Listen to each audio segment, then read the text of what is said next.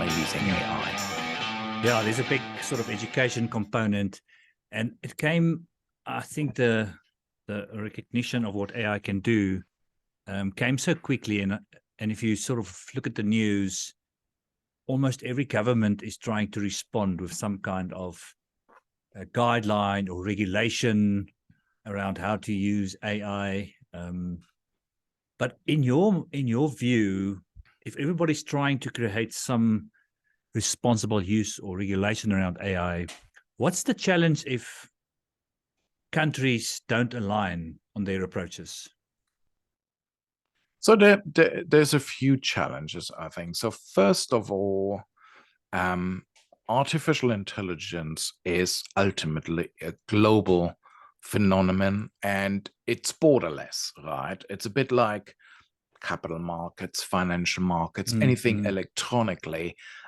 It's borderless, and we've seen it, for instance, when the Italian government came out with the ban of ChatGPT or OpenAI a month or so ago. For a while, I have to say, people said, "Oh, and you could follow this on LinkedIn, for instance." People said, "Oh, I'm based in Italy, I can't access it." Well, you can if you have a VPN. You just pretend you're from the UK or somewhere else, and you can do it. So, to me, that just shows governments and states can try to put as many blockers in as they want. As long as there's internet available, as long as VPNs are available, people will try to access these kind of tools. And, why wouldn't they? They're very, very powerful. So, but that then means if we want to tackle the risks globally, then we should tackle the risks in a globally aligned fashion. Now, let's think about this a little bit in terms of what's going to happen. So I think generative AI is definitely going mainstream. We've seen this already, and it continues. It's expanding exponentially, and it's also becoming universally accessible. You could almost argue maybe it should be treated similar to any other utilities, right? There should be a right to access to this kind of stuff. But as I said early on, as soon as people can access it, that means it will be used for both good and bad things. Okay. Now, everyone, the US couple of weeks ago, the European Union last week, I've been talking about this for almost 3 years now, probably.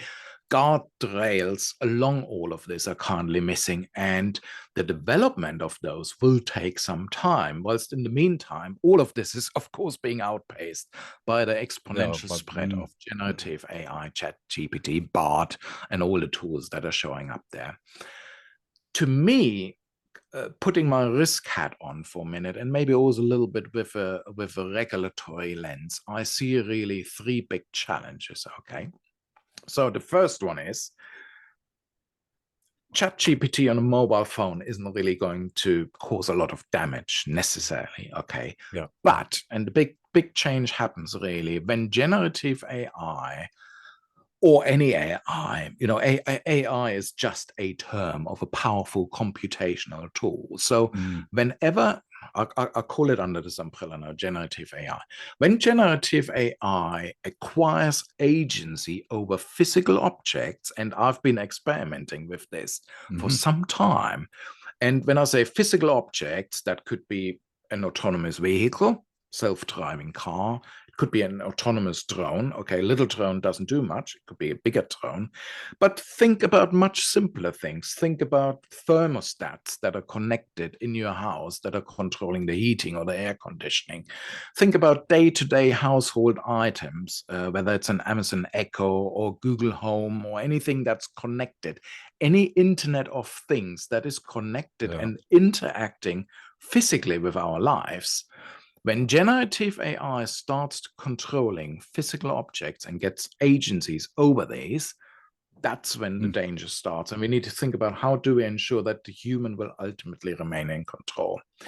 Then the other thing is, there's 2 big ones. When generative AI starts influencing other AI and takes control and or removes the ability to control and switch something on and off by humans, think about infrastructure, power networks, water supplies, the big things, the big utilities, but also the small ones. And think about cybersecurity. I'm an ethical hacker, and I feel a little bit silly now having gone through all this training, because now you can just use ChatGPT to come up with some OSINT research method, and it just runs in the background, comes back with all the results. When this happens, then there's a danger, and that will require some global alignment and global approaches. And the third one is, which is probably the one that we will likely see more in the short and medium term, and there's a bit of talk about it here and there, but I think it needs to be in people's minds. When generative AI starts mimicking human behaviors and or human personas, and when it then pretends, and that could be deliberately, or that could be simply because of programmatical errors, to be a human, think about deep fakes or similar things, then again, it starts eroding the human rights. It starts eroding our identity, our personality, our individualism. And that's when it becomes dangerous, I think. So, and that's why any approach that's taken globally needs to be globally aligned. It's not good enough the US doing something, Africa doing something, Germany doing something, EU. They all need to be at some sort of at least base level. And with my risk hat on, I would say, as a risk manager, I usually got two strategic objectives. One is survival, whether it's an organization or humanity or a person, with a long-term sustainable benefit. Now, if you're a corporate, that benefit will naturally be some profit because shareholders want to get some of their monies back. If you are an academic institution, then there be societal impacts and benefits. But whatever it is, there needs to be something that's coming back to society. And again, that's one of the reasons why this needs to be all globally aligned. So that's the big themes I keep seeing, but they should really be the drivers behind all of this. And I think politicians are slowly waking up to that fact, but they are not necessarily incentivized doing it at a global level because they are representing their nation state, so they have to focus on what their electorate wants, and that's difficult. I get that. There's a built-in challenge here in the system, if you like. I think we might have had some practice, and it's still ongoing with open banking and open data. I guess a similar challenge exists because this is global, but it's that alignment and the interest that might not always be aligned. No.